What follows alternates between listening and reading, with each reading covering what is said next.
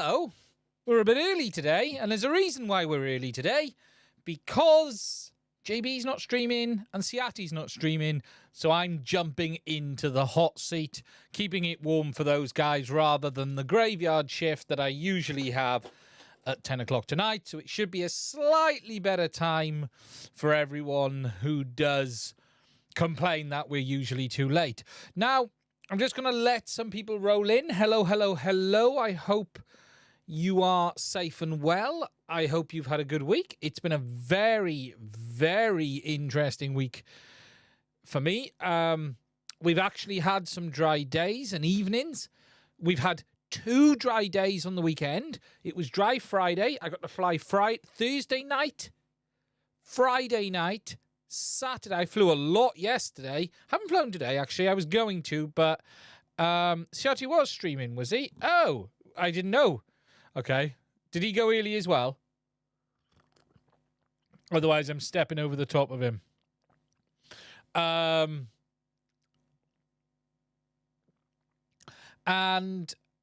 yeah, I've got to fly quite a bit. And it's been a rather interesting few days because he's just finished. Oh, there's timing. The Avata testing has been interesting. There's a lot I've learned this week, a lot more that I'm looking forward to putting into the review, because there are advantages to not going live with release, and there's a lot of stuff that people have sort of missed and not glossed over. That's probably not fair, but I just don't think people have had a fully enough time on it. And there's interesting stuff that I've picked up already. I have also tested the return to home feature, which we're going to talk about in a minute as well, which is quite cool, as was demonstrated by that user. And there's definitely a behavior here that DJI really haven't played upon. But there's also been a lot of learnings around the craft behavior. And I'm going to be bluntly honest with you right now. Overall, it flies like a complete bag of shite in every mode. And I mean Acro as well. It is not a great drone. That isn't to say it isn't a very good drone at what it does. But people do need to be careful with this product, because it really isn't an FPV. It's a cine whoop. At the end of the day, that's what it is. But what is really strange is just how much this drone moves around in normal and sport mode that you see in the goggles at the stabilization. And I think DJI actually have a problem with their tuning, because it isn't right. Even in close to no wind, it is constantly bobbing around. And it's doing it differently to the original Avata. The original Avata didn't do this. And I'm going to put some footage up. It really does stay tilted with the wind. It is all over the place. And when I mean all over the place, let me get some footage to show you. I haven't prepped this because I wasn't going to start with this. And someone has just posted, oh my God, so it's not just me. No, it is not great. And I don't know if anyone else has mentioned this. I don't know if anyone else has highlighted this. Let me see if I can find the testing footage of this fact, and I'll show you what I mean. But this drone has some problems. I'll be honest with you. That isn't to say, though, you can't get some good footage from it. And what I will say is this. The camera is an absolute gem. And I mean, yesterday I was at the beach in the morning and I was flying between the Avata, the Avata 2 and an 03 based quad. And I was astonished the link image quality difference between the Avata 2 and 03 stroke the Avata 1. Hands down, I can say 04. Now, I think it's a combination of 04 with the better camera, because this isn't dark conditions. This isn't difficult conditions. This is bright sunrise, and the image is shockingly better through the Goggles 3 and 04. More than I was ever anticipating, if I'm honest. Honestly, you don't really see it when you fly it in isolation. You only actually see it. And look, Killdozer just said, I was just flying 03 this week and thought it looked amazing. 100%. 03 has been the benchmark for image quality in FPV. And this is, without a doubt, taking it to another level. Honestly, it is unbelievably better. More than it is absolutely, for me, as big a step as it was to go from the FPV system to the Avata stroke 03. This is as big a step again. It really is. But you won't see it unless you fly it side by side. And that's the issue with it. And it looks lovely. It genuinely looks incredible through the live feed. No complaints at all. No complaints at all. But from an aircraft point of view, it's got some issues. And, you know, I will talk about this in my review. And I will... let me see if I can find the footage where I was testing this, because it was incredibly interesting just to see how much it moved around. Let me just find the footage I was using to test this. And I want to show you guys, because it just... Oh, you even saw it there. Wait a minute. Was it there you saw it?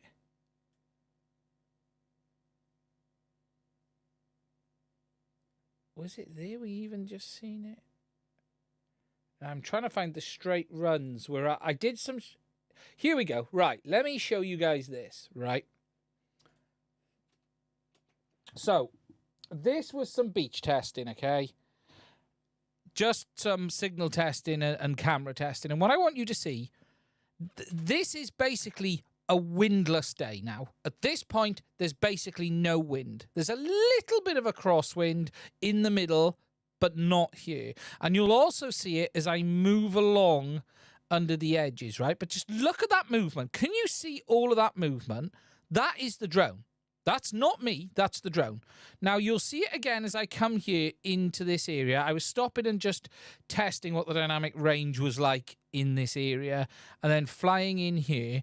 But just watch the movement side to side. Look at it there. This drone is constantly wobbling. Just look at that movement. It is bizarre how often this drone is twitching side to side, constantly twitching side to side. It is all over the place.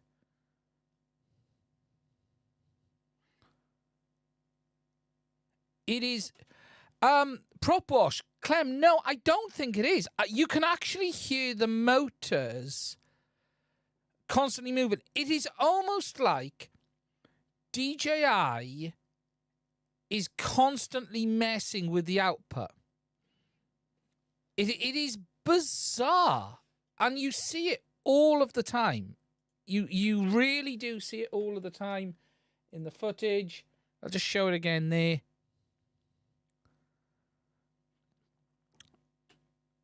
Something is a little bit off.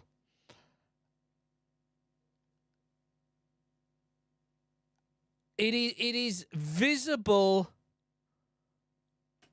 holding its line. It's weird, though, but it even does it at high. I've seen it at high. I'm not saying it's unfixable, but there is some really weird flight characteristics on this quad. Now, you don't really see this in the... is this the one I took apart? Yes, it's nothing to do with that. Before anyone says the IMU was not touched, it's bugger all to do with teardown, right? Let's cut the nonsense and bullshit on that side of it first. I've seen this in many people's footage. There's a number of people reaching out to me and asking me about it as well. It does still twitch in manual mode. Does it still twitch in manual mode? It's less obvious in manual mode, but it is still there. Is it present in the footage? Well, I've got thing on at the moment for the footage in this, Rocksteady, so it mostly gets rid of it. But it is a little bit weird as you're flying it, because you're seeing it sort of constantly doing this twitching, which is just weird. Just weird. And I've seen it on a number of others. I've had quite a few people reach out. That's not the motion controller. That is the standard controller. I think DJI have some tuning to do on it. I do think DJI have some issues with tuning, mostly in manual and fly over smoother terrain. It's all your fault. It's weird. It's very weird. You are seeing it sort of doing it, and it is really weird because I did some testing today, right, on this return to home thing. It's in the row again. Yeah, I did some testing today on this return to home thing, and it's quite interesting because it definitely does what that user has found, and I'm going to show you that next, right? Let me open up DaVinci Resolve and show you guys this. So, actually, no, I don't want to do Resolve. Let me, should I do it in Resolve? Yeah, let me do this in Resolve.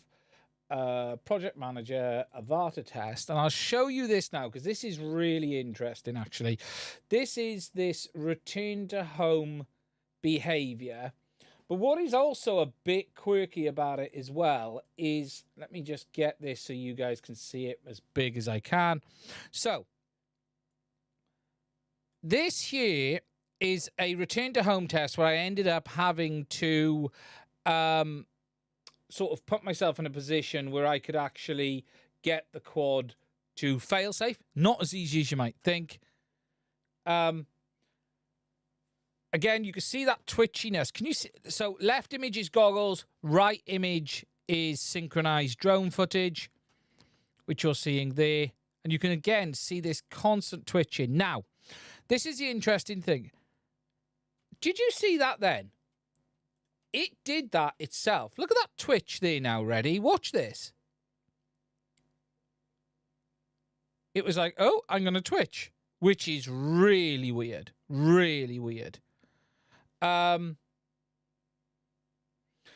what is really interesting is, if you watch the video, I'm going to point out something to watch. We're coming up here, and on this screen here, that was me moving a little bit there. There's a rock here in the horizon coming. This one here. Now, this rock is important. I'm going to go to it and pause. This rock here and this lump of seaweed is the point of signal loss, okay? So just note these two because they're quite interesting. So we're coming up to them. You can see there, that is the point the signal basically lost on the goggles. And then the drone keeps going for about another 25 meters until the image stops on the screen. At the point of the image stopping on the screen is when the drone actually decides to stop. It then does its, I'm going to turn around, and it then will fly itself back to the point of the signal loss, which is basically that lump of seaweed and the rock, and then it instigates the return to home. What is quite interesting, though, is just watch how the drone is... You know when that footage that review had where it was wobbling back through the rocks? I thought it was the wind. It isn't. It does that in return to home. If you watch it again now when it turns around, right? Just watch the footage as it turns around. It flips around. And it like rocks its way back. Look at that. Woo woo. And then it does this rise into return to home. Still rocking a little bit. You can see it there, still rocking. And then it will rock its way. Look at it, but it's still wobbling. Look. There's a wobble all the way home. It's weird. It's weird.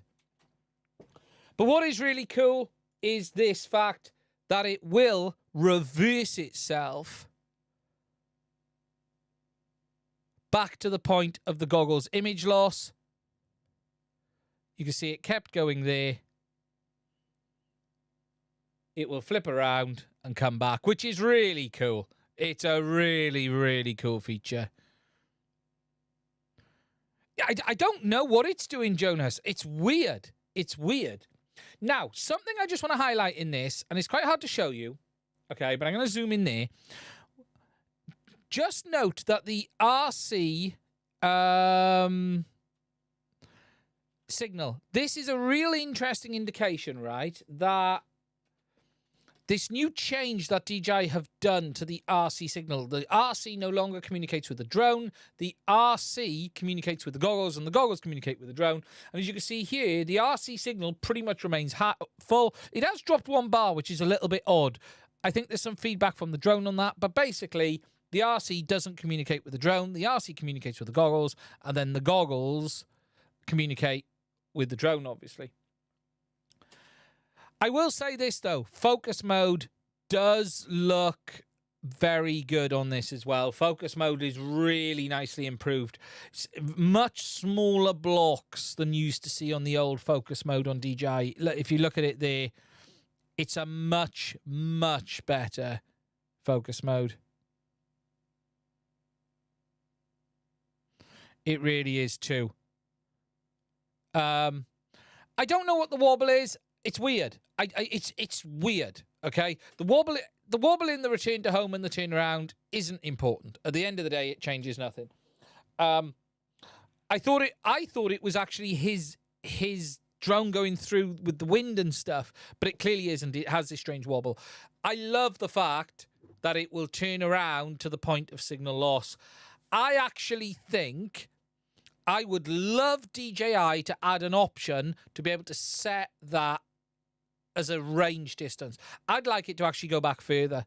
I'd like it to go back 20, 30, 40, 50, 60 meters. Trace the path back a chunk would be really cool, especially for the Avata, because the Avata is a drone that you love to sort of fly around the trees and stuff like that. It is a great drone for getting in amongst the trees and stuff like that. It really is. I was flying it. Let me find the footage. Yesterday, I had it in the woods, and I was taking it through all of the trees with the motion controller. Is it this one? Yeah, it was this one. It's a bit overexposed. I needed some ND filters, actually. Desperately in need of ND filters. But I took it for a spin into the woods, and I was just having a wander around with the motion controller. So it's really cool to do it in these areas with the motion controller. And you can sort of find your way through the trees and bushes, and we'll go and have a wander now. You know, you can just go, oh, I'm going to go and have a look around. It's been years since you had it in the woods. And it's cool that you can sort of find gaps that you wouldn't ordinarily go, oh, that's a bit, I don't want to go there. Let's go through there, and then head up into the higher end, into the trees. I'd have had no hope of getting it back if I'd have had a problem, I'll be honest, because I headed up over to those trees over there.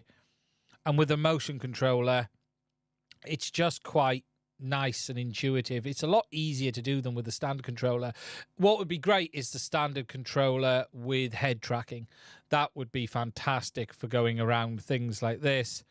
You know, it's nice to get it in the trees among the branches. The image quality is just so good that you can go into places you wouldn't ordinarily go through.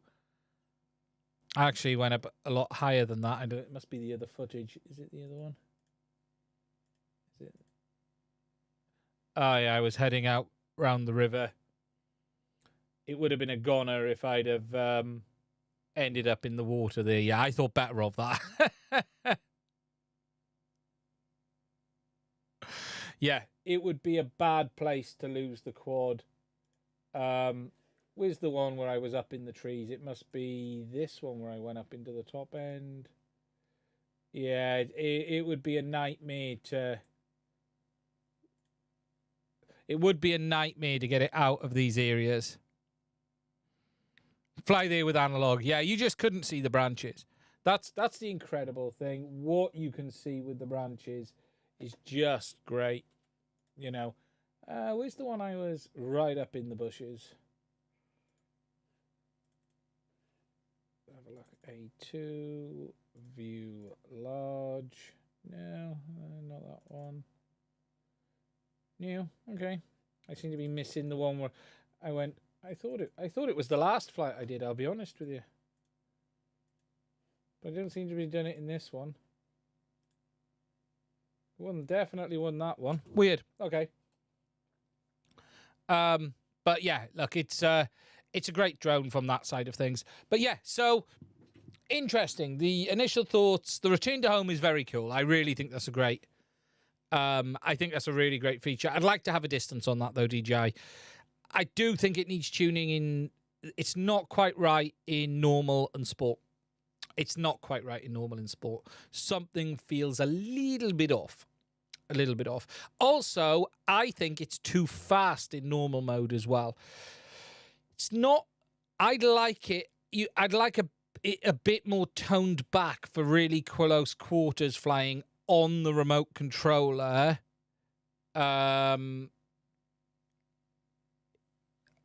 Just in normal. I'd like it a little slower, in fact. For filming, it does the lower end, I think. I'd like a little bit less speed in normal mode. I tell you what it would be great with is like a tripod mode. It would be really good to have like a tripod mode on this drone.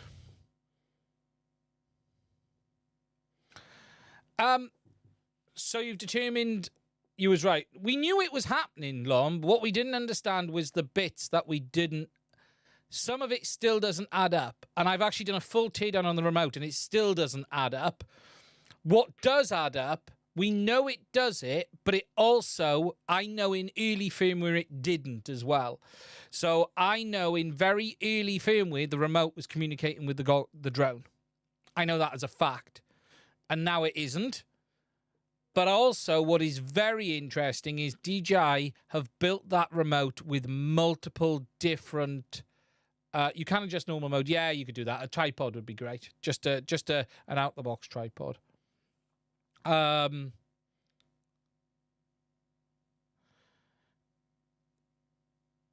They have sort of built the remote for multiple uses, is what I will say. Because the remote still has a full up to 1 watt power amplifier. The remote still has external antennas. External antenna options. For those who don't know, the remote inside, I'll give you a bit of a sneak peek because I do have a video coming on this, but there is no antennas on that remote controller. They're on the PCB. It's basically a PCB trace antenna on the Avata 2 remote. I think I stuck it in the Goggles 3. What's also interesting is there's only 1 battery in this remote controller as well. So let me show you a bit of an image of inside the remote controller as a bit of an exclusive of something that's coming up. Hardware teardown, images for that. DJI Remote 3. Here we go. So, if we take a look inside this remote, here is inside the DJI remote controller. Ta-da! You have a single 18650 battery, whereas there is a space for 2, but DJI have only fitted 1. I don't think it needs 2. The chances are the reason there's only 1 in there is because they've moved away from the OcuSync chipset. They've moved away from their custom chipset. They're now basically using a Bluetooth chipset, Bluetooth 5 LE chipset for the communication. The remote definitely talked to the goggles and not the drone directly, 100%. 100%. But there's no antennas in this remote. So the antennas are that PCB that you see there. There are 2 external antenna connections for future use on another setup if you wanted it. However, let me just find the image. The antennas are built into the main PCB. Let me just go to the Avata 2. So here we go. Here's the images of the PCB. So that is the top side of the board. There you can see the internal antennas with the external antenna connections if they were to be populated. And then if we flip the board over, there you can see the RF chipset. You have the power amp. There is a GD32 in there from Giga Devices, no STM32. And I tell you something, there is a lot of unpopulated components in this remote. Unpopulated buttons, unpopulated all sorts. Yeah, DJI definitely have multiple use cases in mind. But this remote, with that chipset, with the power it's transmitting to the goggles, is going to use like no power. It's going to sip power. It is going to be incredibly power efficient. Typical DJI design, but yeah, PCB antenna. So, yeah, rather interesting indeed. Rather interesting indeed. I wish they'd added bigger gimbals. Yeah, they're not the greatest. Imagine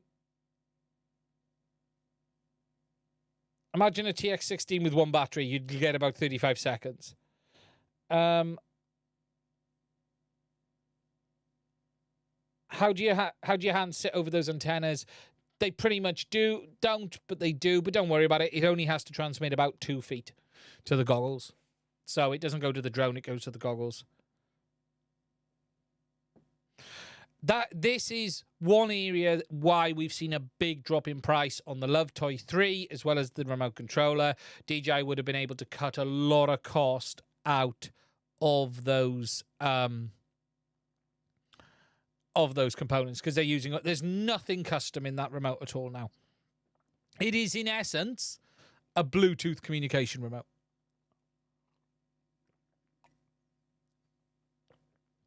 Is what it is. So, can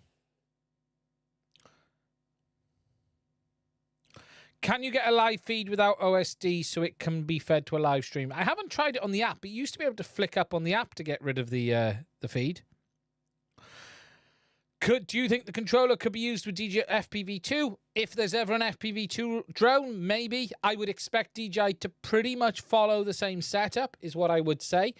What is going to be interesting is if DJI do bring support for the FPV goggles 2 and Integras, as well as the remote version 2, like their document says they will. They've already published the quick guide.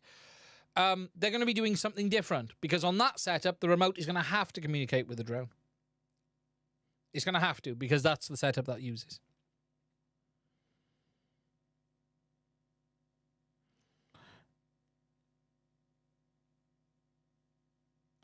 What about the cut-off power on throttle in the EU because the drone has no power with CE?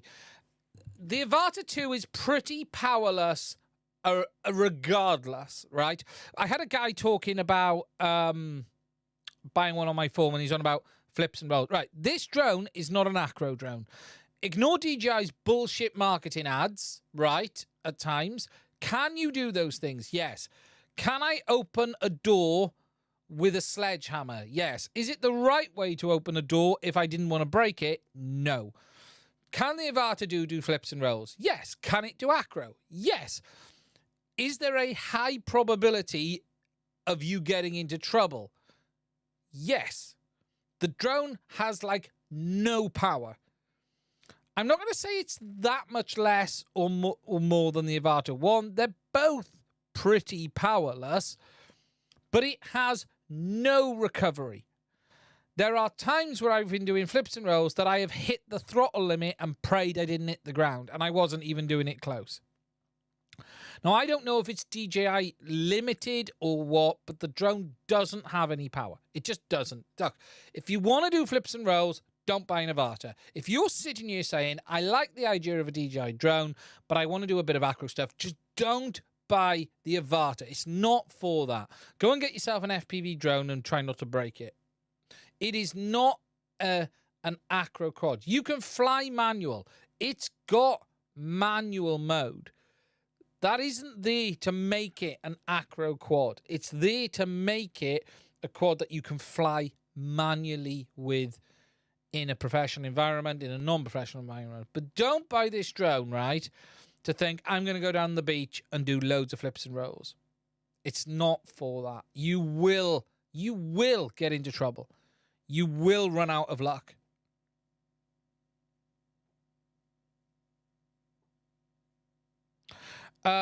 Jason, not Acro manual, but I carried 200 grams Insta360X4 on a string. Cool. Yeah, and I even think it's somewhat software limited. I actually think DJI are reining it back a little bit, is the term I'll use. And I think there's more power to be had if it needs it.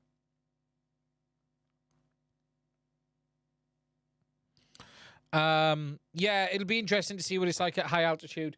It is a decent drone. I actually, look, is it better than the Avata 1? Almost in every way, without doubt. It is a very good drone. I do think it has some issues. I think the flight characteristics are off in a little bit, and that's probably it. The flight characteristics, and there was something else I mentioned the other day. I can't remember what it was. Other than that, 04 looks freaking phenomenal. The camera looks amazing. Everything is pretty good. You know, if you want a cine whoop that you don't have to worry that if you lose signal, is it going to come back? If you want the DJI experience in a cine whoop, it's as good as it gets. There are also some really nice quality of life features as well. I'll be honest, that with the Fly More kit, the charge hub is fantastic. I'll be honest. You can also use it as a power supply as well if you need to. The features in the charge hub are really cool. So you can tell it to take power from 2 half-charged batteries, right, to charge another battery, or you can power USB devices off the hub as well. It came in very, very handy yesterday because I was powering something and the battery was low and I was like, I haven't got any power, and I had my bag in the back of this and I just used this as a USB-C outlet. You can press the button, you can power, you can charge your phone, you can use this as a power bank. That is a really handy feature. A really handy feature. It's a very nice little quality of life that DJI have put in there. That I just think is great. I really do.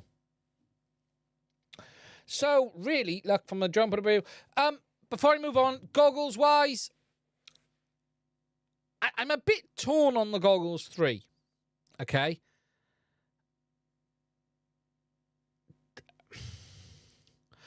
I like everything about them. I do just wish the field of view was a little bit bigger. When I was jumping between the two, and I'll be honest, I think anyone who buys it won't have this problem. I think anyone who hasn't flown V2s or Goggles 2 will have this problem. Jumping between the two, especially Goggles 2 to the Goggles 3, and this would stand for the Integra as well, I just wish the field of view was a little bit bigger. A little bit bigger. That's all. I just a little. Just a little. But I'll be honest, the goggles are very good. Super comfortable. No complaints with the fitment. The fitment is bob on. The anti-fog is incredibly better than what you had on the others as well. The anti-fog is bob on. Do you know what? The one big complaint on those goggles is the SD card is freaking horrible. They have screwed up the SD card slot. You really have to get your nail in to get it in. It's fat shark bad. That's the only complaint I've really got on those goggles.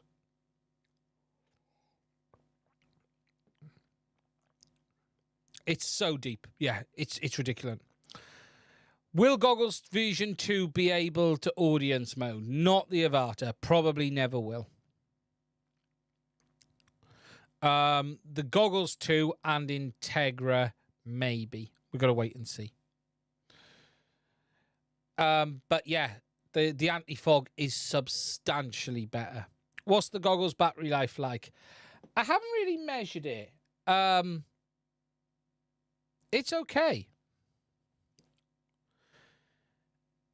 Stuart D89, I'm seriously considering getting the Avata 2 as a travel drone. Would it be easy to travel with? You know what? I think it makes a fantastic travel drone for many reasons, right? This being a battery backup is really handy. It's easy to carry. The package is tidy. The Fly More kit is very nice and compact. Look, you've got that. It's nice and easy to carry with you. I think it makes a great travel drone. I really do think it makes a great travel drone. No complaints at all.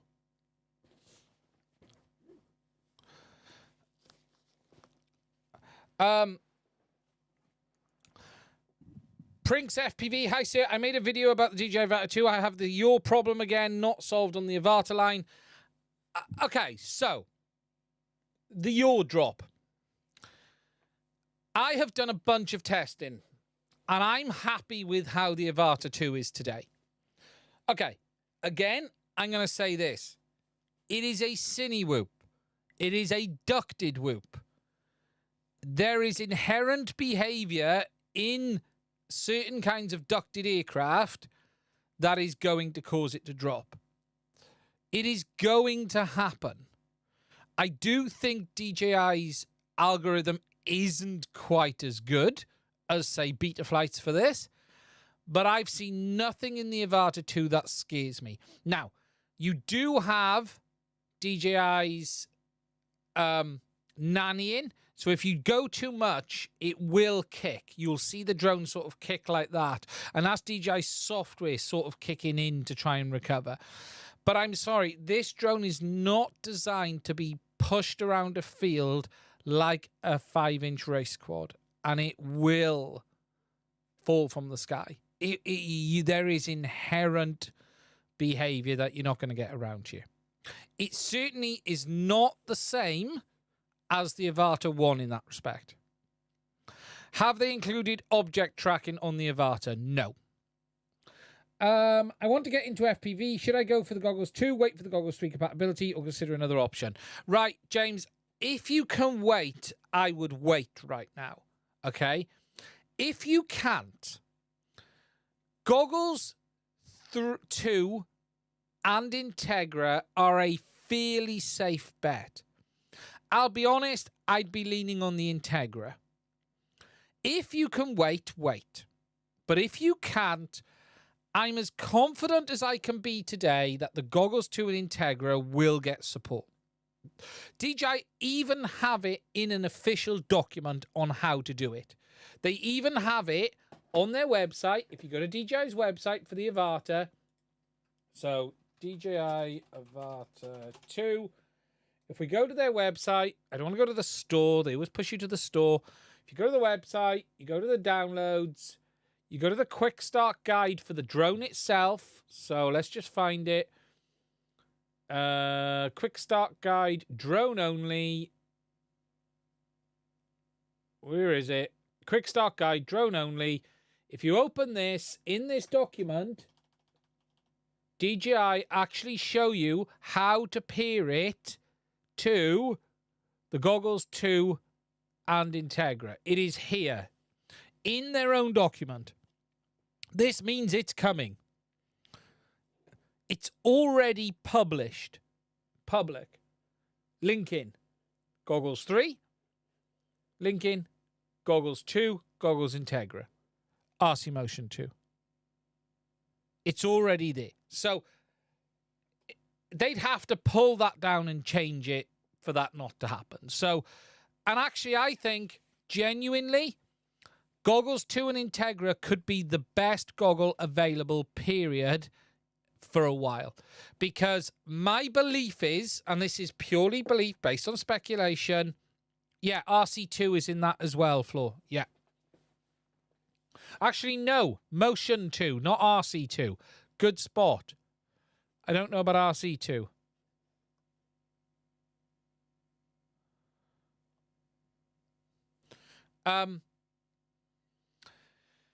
Today, the very best goggle is the V2s, because the V2s work with everything. The Integras and Goggles 2 are in that position. Today, they work with the O3, the FPV drone, the original air units. If DJI brings support, the Avata 2, the Avata 1, they work with everything. I suspect the Goggles 3 will not get support for the air unit and the Vista. I am highly suspicious that's going to be the case, which again will make the Goggles 2 and Integra the very best option, period. So that's what I think.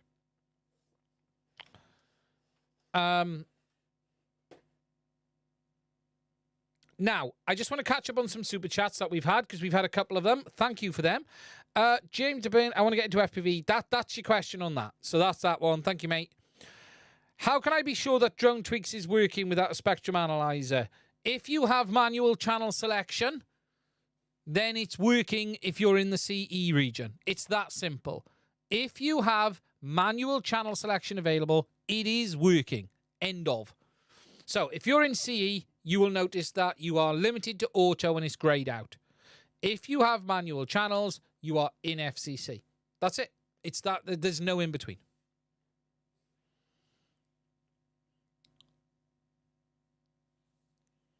$2.7K. What will happen with the Goggles 2 Integra and Avata 2? Will it be compatible? Will Avata behave? Yeah, it's going to have to behave like O3, because the Avata 2 has a new mode. It actually has two modes, but DJI haven't introduced the second one yet, because there is an 80 megs carrier mode, which they haven't opened up. But the Avata 2 on O4 has 60 megahertz, 60 megabits a second carrier. That isn't available in O3, period. The hardware cannot do it, as far as we know. So there is going to be a bit of a step down in system to work with the Goggles 2 and Integra. But you may not even notice. You may not even see the difference. You may not even see the difference. When will the O4 come out? Who knows? It may never come out. There is no O4 E unit as we understand it today. Okay, people also need to understand, O4 in itself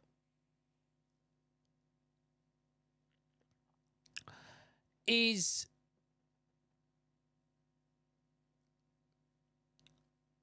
a combination of camera and air unit. The biggest change here, though, is camera. You have to understand that O4 in itself may change nothing. It depends what camera DJI choose to put with it.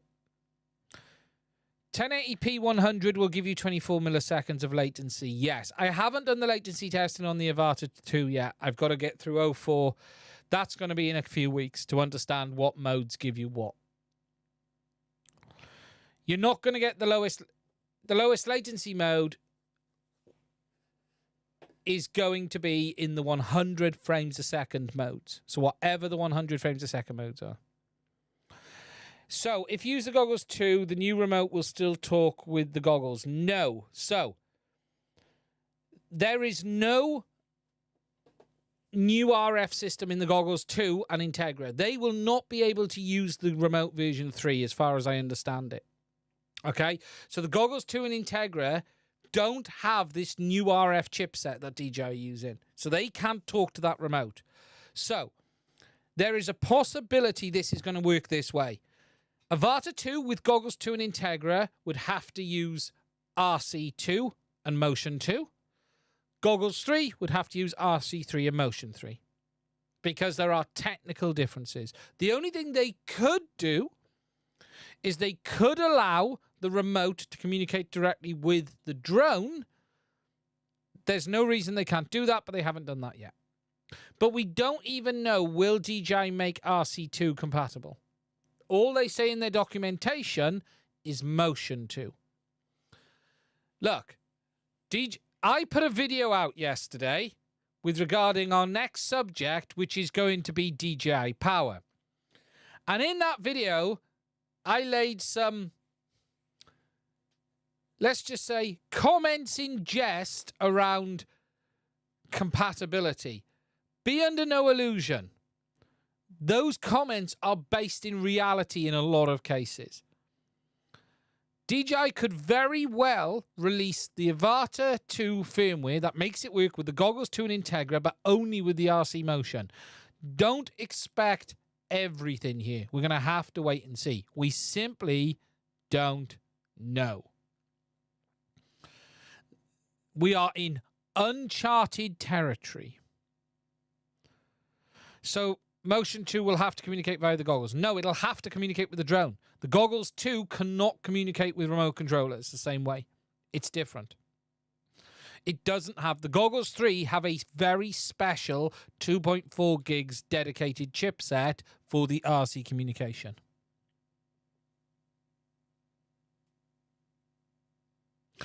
I am concerned... It is interesting, Gerard. You could be forced to use the Motion 2 and only have that. Look, DJI may not give everything everyone wants. Just remember that this is DJI after all. I thought the Motion 2 was short range. It's shorter range than the RC because it doesn't have an external antenna and it's a built-in antenna.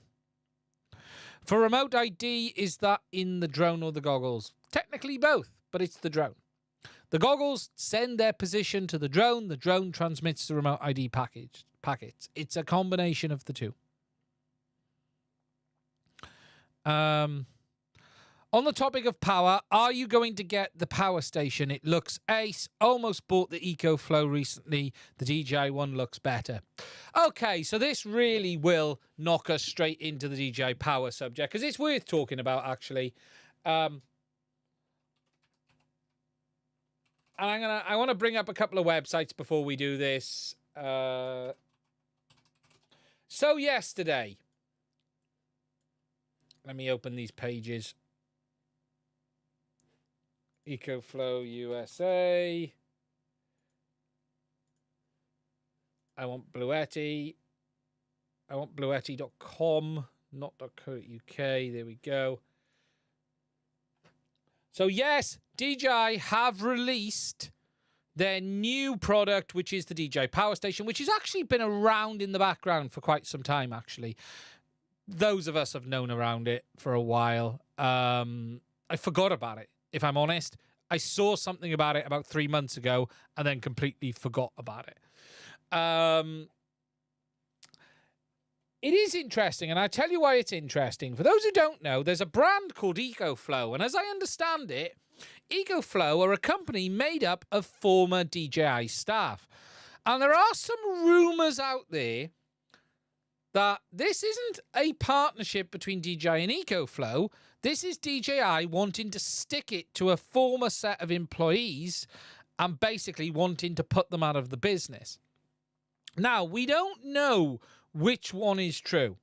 What we do know, though, is DJI have released a power station, and it looks like this. Now, I put a video out because there's an exciting FCC hack for this. There isn't. So I did put that video out yesterday, basically taking the mickey. And the reason I did it was twofold. I wanted to poke the bear a little bit because I enjoy poking the bear. I'm quite amused that a lot of the jokes in it went over people's heads.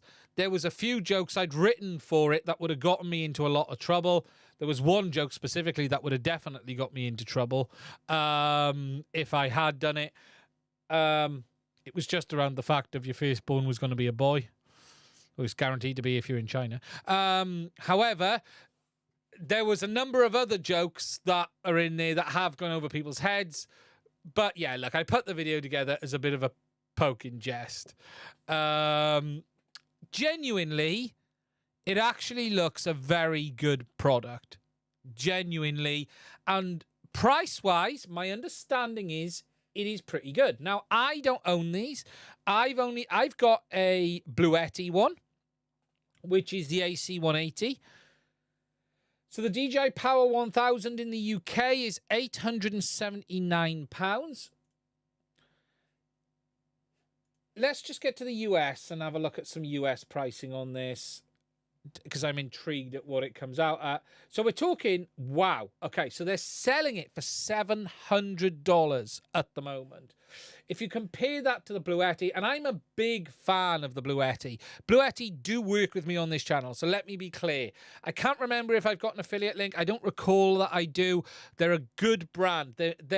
They are better than the brand that I have also reviewed one station from that did my head in. And I'll be honest with you, EcoFlow did my fucking head in when they sent me a product to review. They were on my back every 5 minutes. They were sending me messages about wanting to see the review first. They had all sorts of stuff in place. And I'll be honest, whilst I do like the look of some of their products, they can shove them up their ass if they want me to take a look at another one with all of that bullshit again, because I ain't doing it, because it's not worth the hassle. It's as simple as that.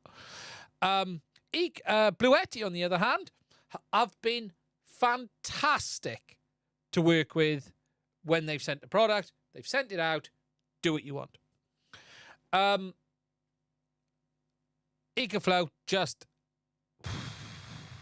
never again. And I'm not the only creator who has had that experience from that brand. I think they make some nice products. Dealing with them as a brand, in my experience, has been a crap show. Now, if we take a look at some pricing, because it is quite interesting, DJI are pricing this very aggressively. Very aggressively. $699 at the moment in the US, although it should be $899. I have the AC180, which is a very, very good piece of kit.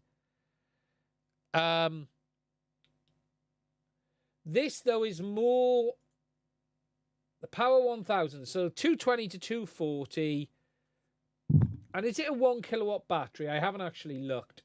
Where's the spec on it? Is it 1 kilowatt? I haven't actually looked. I'm guessing the 1000 is a kilowatt hour battery, is what I'm guessing. So the price are comparable now. Yeah, that does make sense. I'm not sure, though. The AC180 is 1800 watts, but it can peak to 224. What is really good about the AC180... bloody hell, I need to deal with that in a minute. Mr. Rabbit Ambulance has just dropped a hand grenade in the chat. And there is a reason for that, which I'll come on to in a minute. Now, I want to finish this before we come on to that.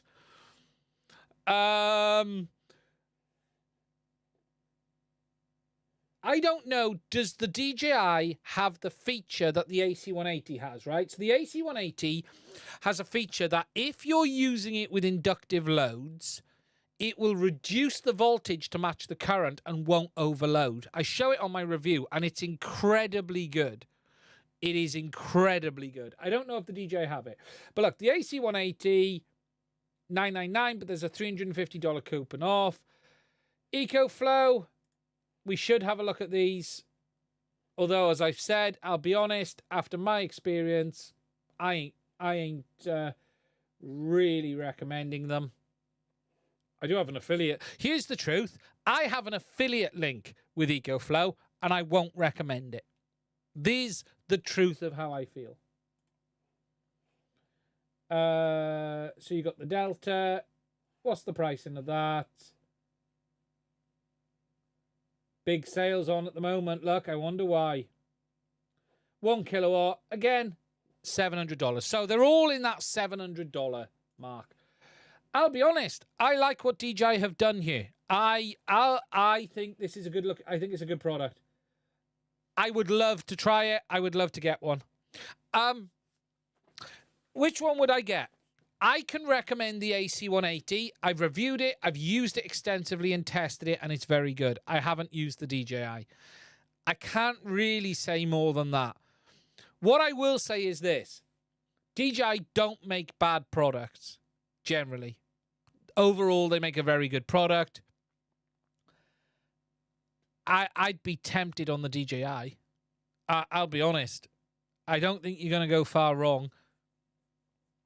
My only concern is some nonsense that they may have baked in around using third-party solar panels and stuff. I'll say this, on the AC180, you can use any inputs. This is a bloody good product. Honestly, the AC180 is a really good product. Fantastic power station. Really, really pleased with it. And there's a bigger version as well. But I'll be honest, I think the DJI is a good unit. It's looking good. I don't see any reason not to really recommend it. It's got a good high-capacity output. Fast charge for the quads, which is a nice feature if you're a DJI user. It's got some really big cells. We've seen a teardown, and the cells are huge. Is it geolocked? That might be my second video. Look, there's a lot to like. There's an awful lot to like. Yeah, 1 kilowatt battery. AC180, okay, thanks very much. You won't go too wrong with the AC180. I'll be honest. It's a very good power station. They've got the 500 as well. Look, I'm not really in the position to drop $1,000 on a power station at the moment. But yeah, it's a decent product. Now, as I said, I did the video yesterday, which was a bit tongue-in-cheek, a bit of a poke at the beer, just because I could, more than anything. Where's the cool bag I see in the reviews? I'm not sure. Right. I need to catch up on the super chats a minute because I've had a $200 bribe, super chat from Rabbit Ambulance, a.k.a. the Traitor, who is a member of my Discord server. If you don't know, I have a Discord server. He was very helpful this week, actually, helping me get up and running. And then I found his traitorous behaviour, blaming me for the hype around the DJI O4 unit, when I've been saying from day one that there is no ear unit. In fact, I can pull up a Twitter post, a bloody YouTube community post, where I clearly say from like 3 months ago, there is no O4 ear unit. However, I'm not bothered by this at all. But I just want to say a thank you for that incredible super chat. And as that's come up in red, I think red needs to be the new colour. And no longer invisible as he has been today. So, look, that is an incredible donation. Thank you, Rabbit. I really, really do appreciate it. That is unbelievable. Unbelievable. That is amazing. That is incredible. Thank you for that.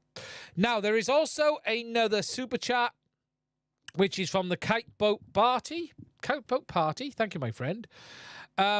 Is Drone Tweaks part of DJI? If not, how have they recreated the DJI Fly app? Isn't it working? Fly app.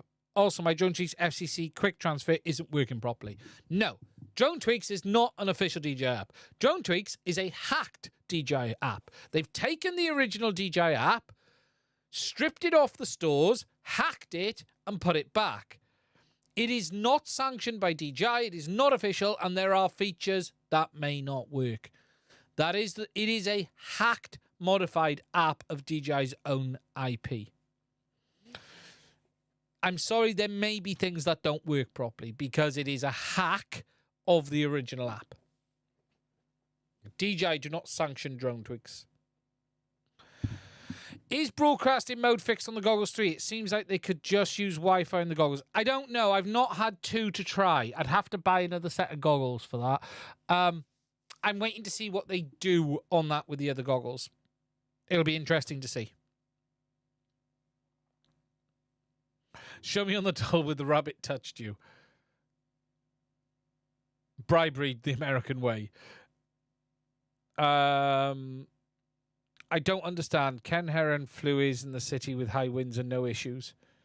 I'm not saying issues. The Avata will fly in high winds. Trust me, I flew it in bloody high winds. Is it flying well? But will there be an 04? Yeah, we don't know today. We don't know. I think what is going to be interesting is, will this camera make it onto 04? How can I be so sure? Because I know the app is hacked. That's why it is called tweaks. There are 2 or 3 versions of these hacks out there. It is a hack. I'm sure because I know the developer. I've spoke to the developer. It's a hack. It's not legitimate. DJI don't allow you to officially change FCC mode anymore. I don't know if you're going to see this camera on 04. You've got to take into account that this camera is blooming huge. If you haven't seen, this camera in comparison to 03 is dramatically bigger. Dramatically bigger. So just to put that up there so you guys can see it, and then put 03 next to it, the lens difference alone is huge.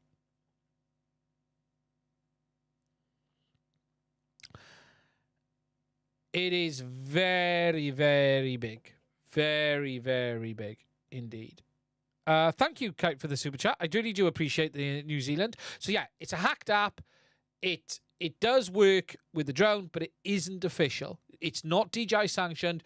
Drone tweaks are really quick though. So when DJI release a new app, they release a new app really, really quickly as well. Really, really quickly. But yeah, it's a hack. So unfortunately, there are elements of it that may not work properly, my friend.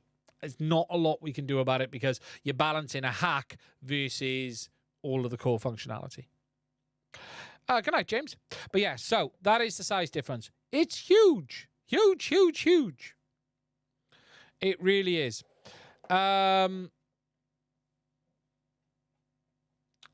Big, big difference.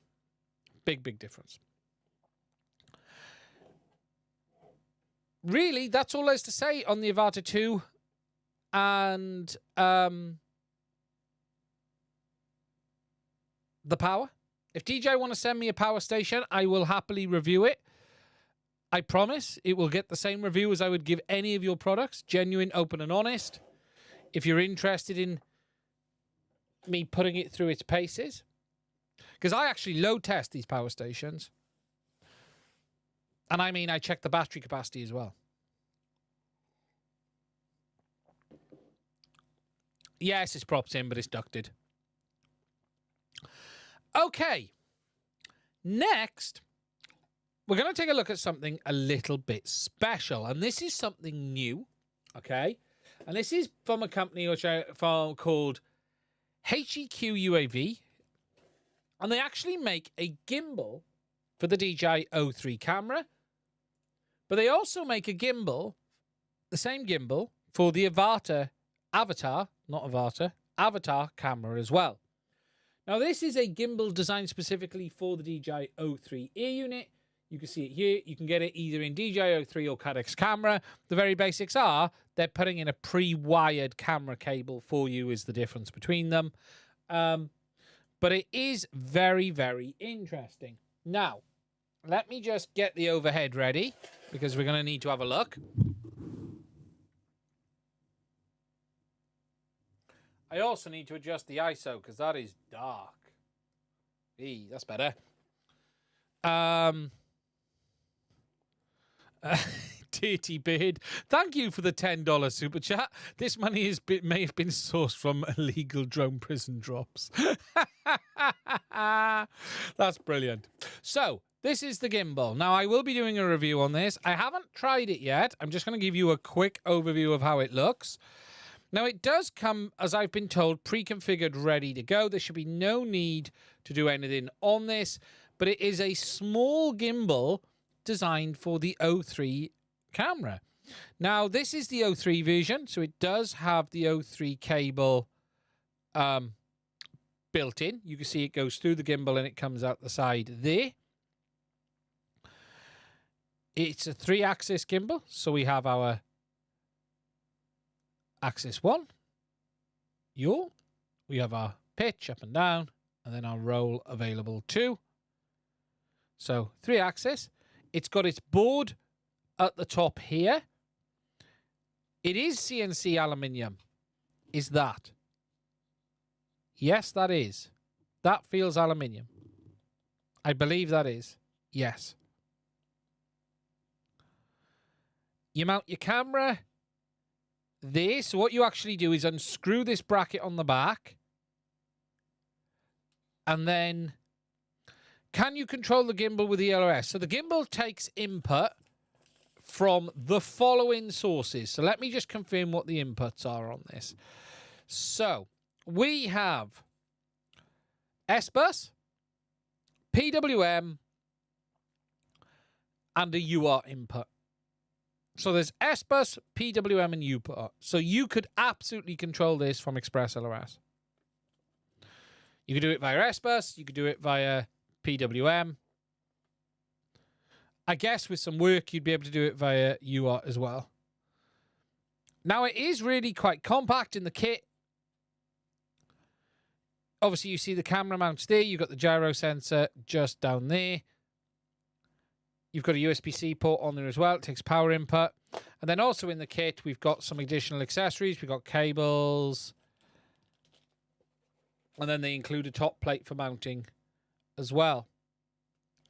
Now, it is really, really interesting because this is the first time I've seen a proper gimbal for the O3 system. And it's going to be interesting to see what you can do with this. They did have some other images on the website, actually. Let me just see if I can find them.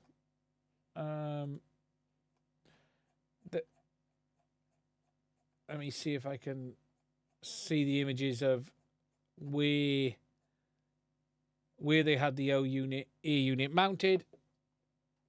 They've got this video where they're showing it here on this test stand.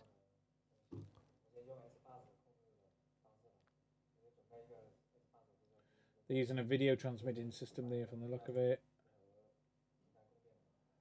Let's skip forward, and they're showing you how to do it.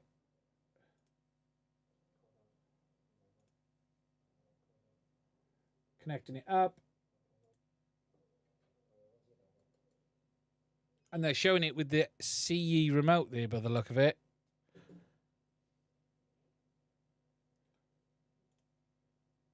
Oh, they're doing the firmware update. Okay, that's more firmware update than anything. Do they have any other videos? Let's have a look what they've got. Is it this one here?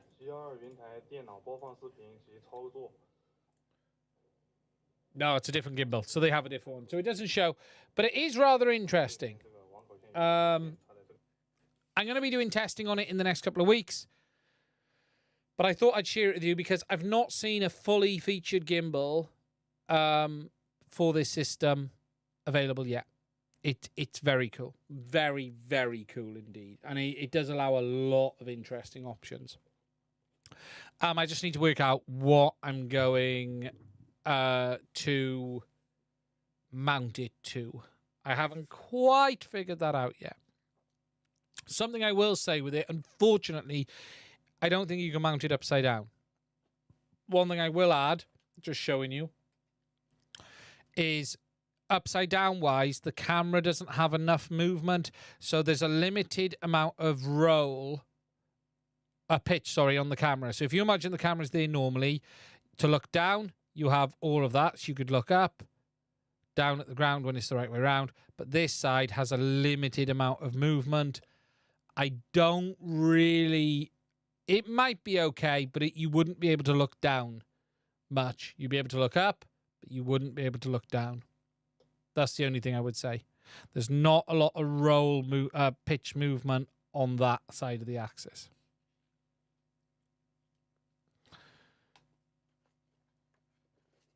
It has limited implications, yeah.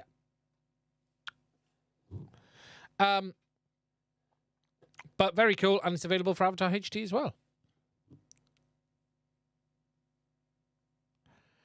On a freestyle drone, I think it'd be hard to use as a head tracker. Yeah, it's not going to be easy. It's not going to be easy.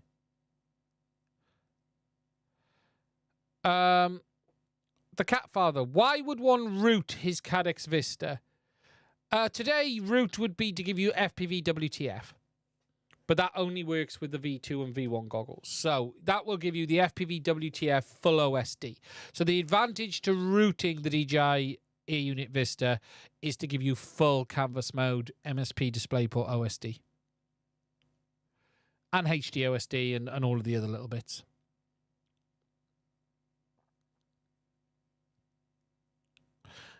Simple as that. But if you're using it with goggles to an Integra, you wouldn't. You can do it, but it doesn't really do anything. If someone implemented OSD elements that help understand where the drone is pointing, yeah, you would almost need a like a virtual drone image. Just reading up the chat. Head tracking is awesome in freestyle. Morning, Super Deluxe. Worth installing WTF for? Yes, definitely. Could use artificial horizons, sort of. Have I tried any VTOLs? I have flown a couple of VTOLs, not my own. I don't actually have. I have a kit here I've been meaning to build. I just haven't had time. But it would be good on a VTOL. It definitely would be good on a VTOL. Right, let me just check something a minute. Now, if you've got any questions, put it in the chat. And I will try and answer it. Just catching down there. Good evening, Type. How are you? Hope you're well. Let me just...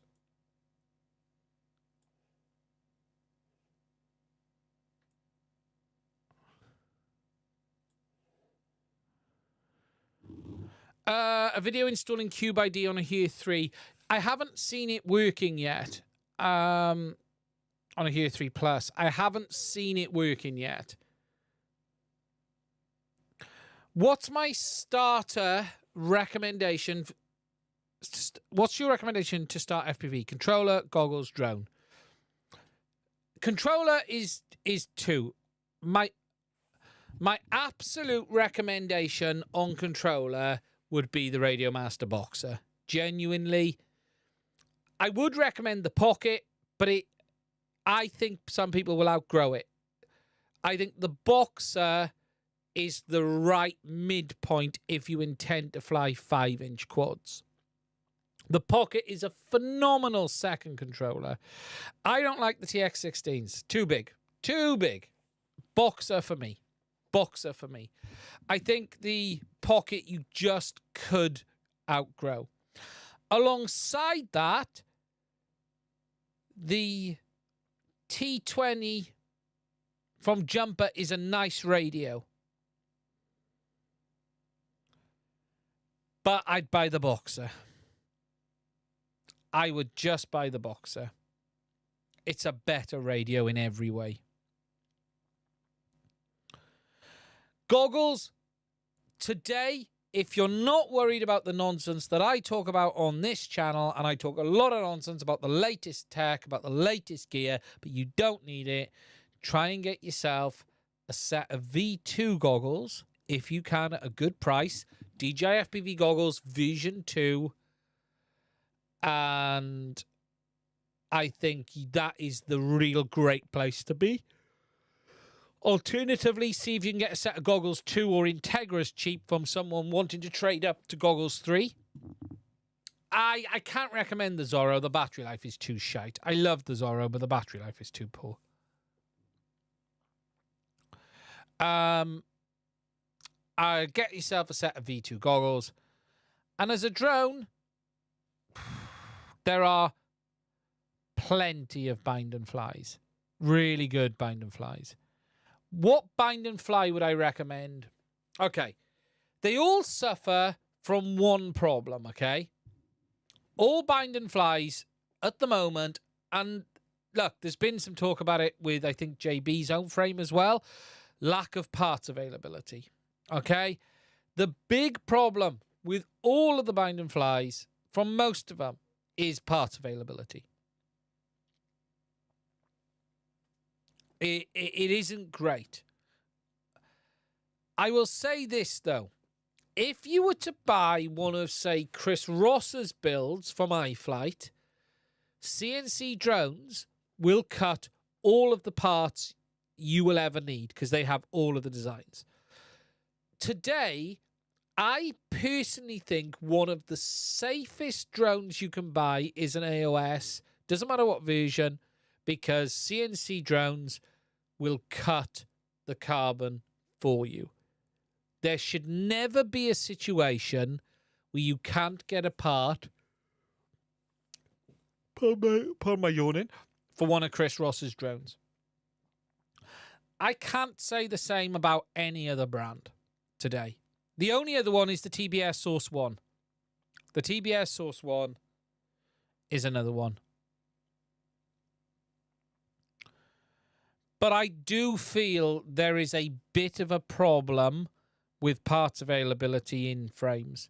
And again, the reason I'm recommending Chris's isn't because they're necessarily the best frames in the world. I do like Chris's frames.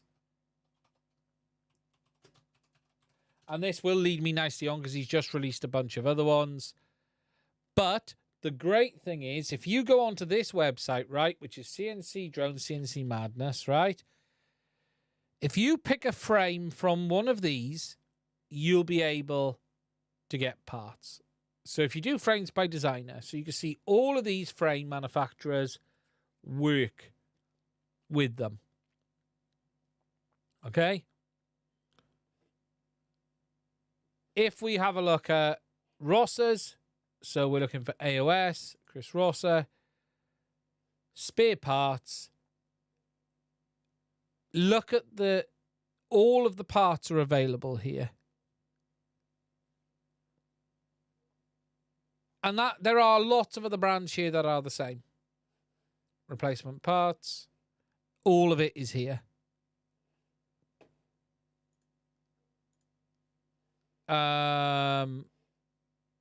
You've got a lot of good frames. That's the good thing about, like, and they're available in bind and flies from iFlight, which is quite good.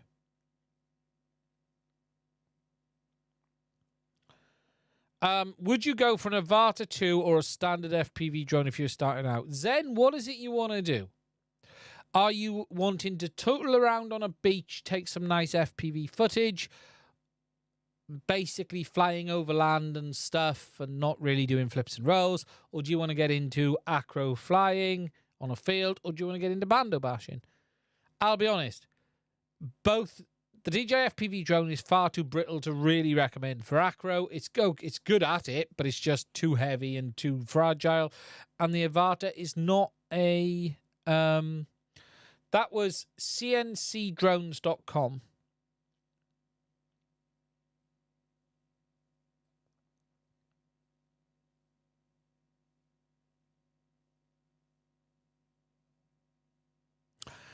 Do you think the frame of the Avata 2 can be replaced by ourselves like the Avata 1? It can be done, but it is a very big task. I have a full teardown on the Avata 1 on a live stream already, and it is not easy. Could I do it in half an hour? Yes. I've done one. It's not particularly... It is a big task, though. And there are elements of it, like the ESC, that is not easy to get to. Half an hour. I could probably do a tear down in half an hour and a rebuild in half an hour.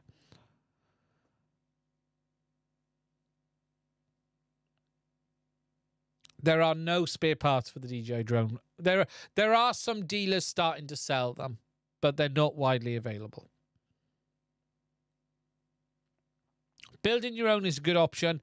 I do have a big concern with Bind and Fly's just how fast manufacturers are moving on with their frames. It's happening too quick. You know, you buy a frame, the parts are no longer available, you're stuffed. You are stuffed. You're just left in this position where you can't get what you need. Tiny Hawk, yeah.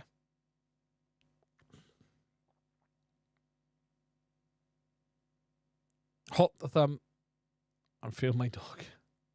Hit the thumb. But you won't go wrong with anything off CNC Madness. Now, Chris has actually, whilst we're on Chris Rosser, it is worth mentioning that Rosser has released some new frames. And I say he's released some new frames. He's updated his frames, is what he's done. Chris has updated the frames to his C-cell design. XL, sorry, not C-cell. So he's updated all of the other frames now to this new setup. I think, look, I think it's there's a lot of people looking to say, hey, is Chris, does it make a difference? Yes, no. Look, it's hard to say 100%. What I do like about the AOS frames is they fly very well. Maybe the Gep RC. I can't recommend any Gep RC products because I've never tried them. They won't talk to me. They won't answer a single message that I've ever sent. So as a brand, I can't recommend a single one of their products. I've not really been in the position to buy any of their products. I believe they're okay. But other than that, yeah, I don't. I can't recommend their products at all. They're not a brand I deal with. They're not a brand I know. The Mario frame is an absolute bargain from Speedy B. Agreed. Get YouTube Enhancer for your browser. I don't skip ads. I don't have anything to block ads. I don't do that. I watch ads. Because that's how most creators get paid, including me. If no one watched an ad on this channel wouldn't exist. Let me be bluntly clear on that.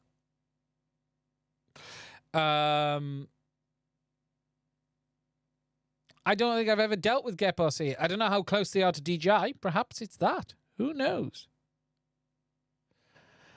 Who knows? Perhaps they're very close to DJI. Get premium. Yes, I don't have premium. I'm annoyed with premium because I think it makes page composition like it. Oh, cool. That's cool. I don't skip ads, though. The Gep RC, I don't know. Perhaps it is worth mentioning, Gep RC was the company that implied that DJI bully people if they stock other products. So, I don't know about Gep. I can't comment. They're a Chinese company. I've never dealt with them. I can't really comment on what they're like, if they're any good. I'm not a fan of Gep RC. Their customer service is non-existent. That's not a good start. I just can't. I can't comment on Gep because if we go to their website, Gep RC seem to make some really nice products. You have the Cinebot, which looks nice. I have emailed them a few times. I've messaged them on their social media pages a few times. I would love to have had a look at the 35. So if we go to the Cinelog 30 series, was it the 25 or the 35?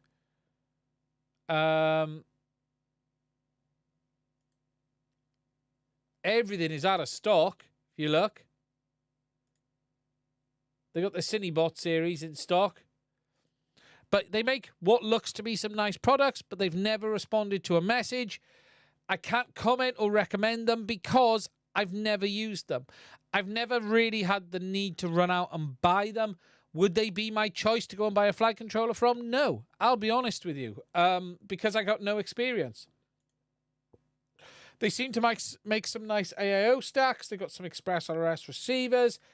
Everything looks fairly nice and tidy. But again, I'm going to go to a brand that I've tried and tested in the past that I've not had issues with. And I'll be honest, these days, flight controller-wise, Speedy Bee are very good. And I can't complain about the iFlights. The iFlight, I've not burnt an iFlight controller or ESC for a very long time. They may make very nice products. I can't tell you. I might order one of their boards in, but there's nothing particularly exciting here to look at. So other than that, I'm just going to be saying, hey, it's a flight controller. But iFlight are really strong right now. And it's hard to really say without, you know, if I'm spending my own money, what am I going to do? Go to an unknown brand or a brand that I have experience on? And that's the issue. So here and now, as for Gep RC, with regards to their drones, I believe they're very good. But I can't really comment.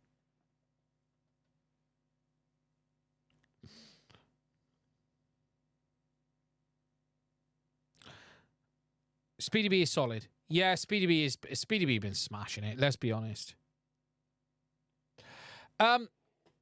Something I did want to mention, and I saw this week. Now, I didn't know if I was gonna talk about this or not, but let me just find it. And it's a bit controversial. This is. Let me just find it.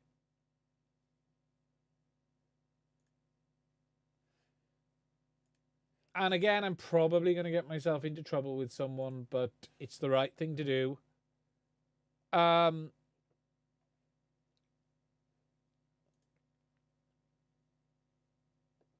Ooh. I can't find it. Let me just have a look.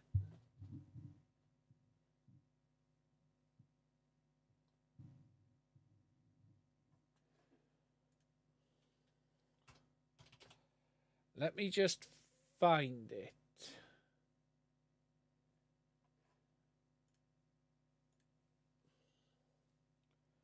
It's weird. Search Facebook.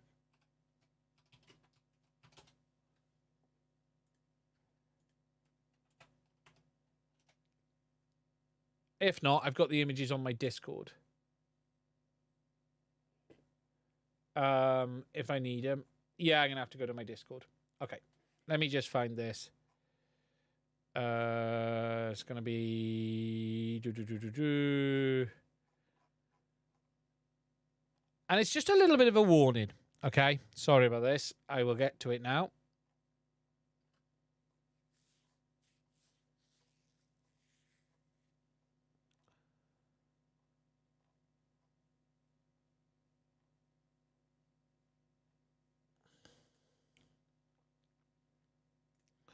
I'm just looking for all of the photos in my Discord to find this, because it was a post from me. Where's it gone?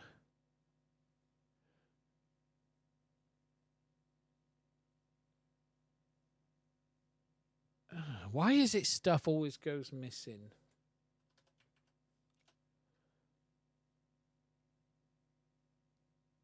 Why is it stuff always goes missing when you're looking for it? From user.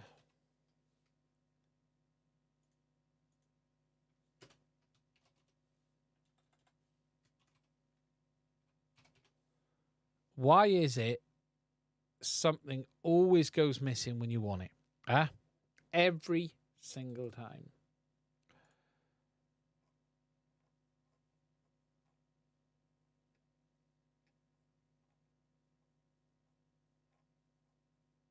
I saw it and I thought, ooh, that's not good.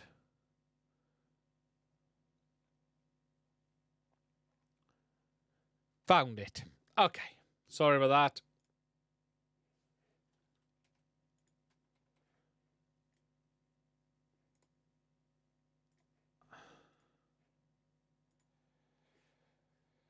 Okay, so we're there. Okay, this is a post off Facebook, and I need to be crystal clear on this. This is a single post without any context from the brand involved, but it is someone who has bought a bind and fly quad from 533, which is Evan Turner's brand. And this post, and I'm just going to show it to you up on the screen. The gentleman had bought the bind and fly. He just got it, which is the tiny trainer from 533, ready to fly. And he's found two issues, okay? So the first issue is the O3 cable on it was burnt, okay? So if I just scroll down, you can see there that the O3 cable looks like it's been caught from the soldering iron. However, there's a few more issues than that in this image when you start to look. Because if you then start to look closer at things like the motor soldering, right, it looks pretty horrific for a product which is meant to be a bind and fly. I don't know what flight controller that is.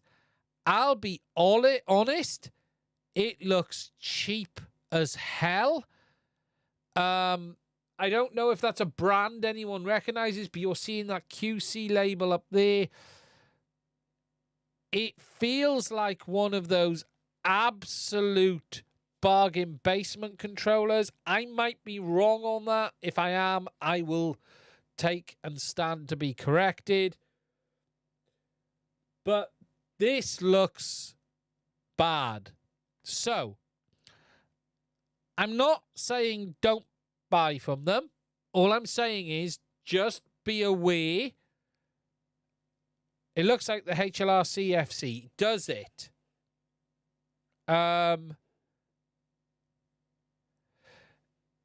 Yeah, look, Friday afternoon or not, this shit should not get out the door. Let's be honest. Someone says it's the HGLRC. HGLRC flight controller. Aha, there it is. So we are talking fairly bargain basement at 22. You're talking 20. In the UK, it's 45. But if you're buying it from Banggood,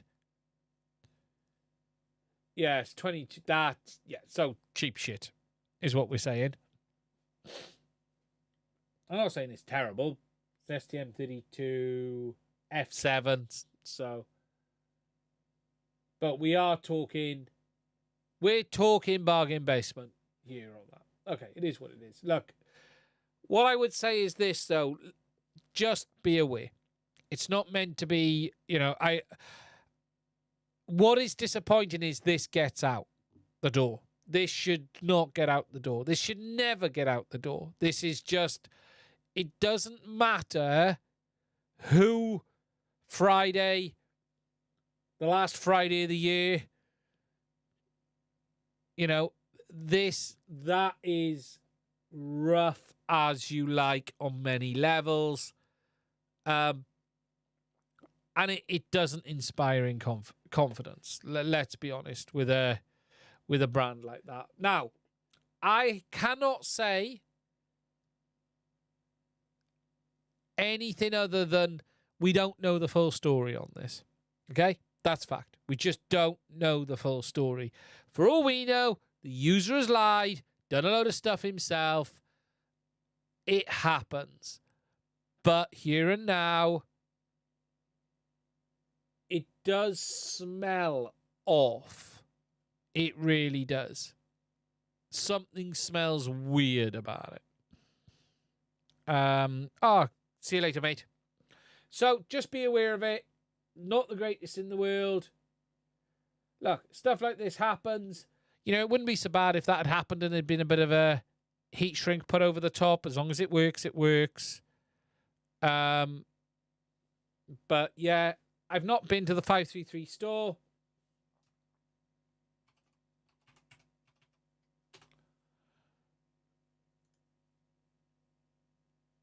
Obviously, they've got their drones. Pre-built drones. So I'm guessing it's... Which one did he say it was? I didn't see. Was it the tiny trainer? 3.5 tiny trainer, yeah.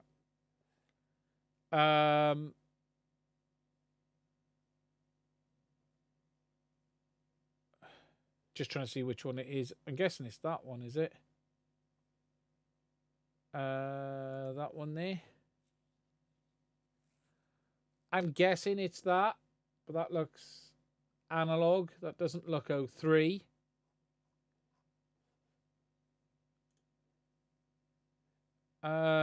Which one have we got? Analog tiny trainer, HDZero, HDZero, 03 switchback, 03 tiny trainer. Is it that one there?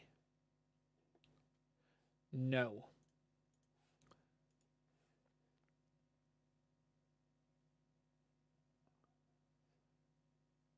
I don't actually know which one it is. It's got to be that one. Not a lot of images to show.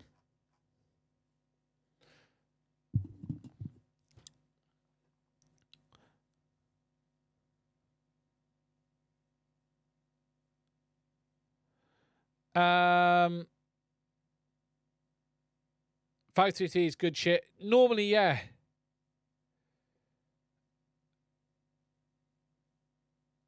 For comparison, I got my Avata Flame Walkover, came with faulty goggles. They replaced the entire kit on the spot. Amazing customer service, although it's a bit worried. Bad goggles got past QC.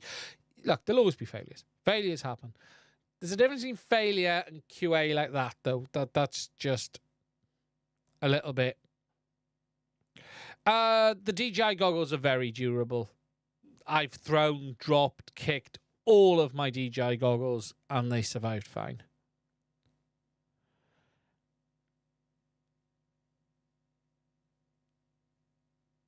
Runcam has a nice 03 antenna replacement for longer option nowadays. Oh, that's cool. Haven't seen that yet. Right.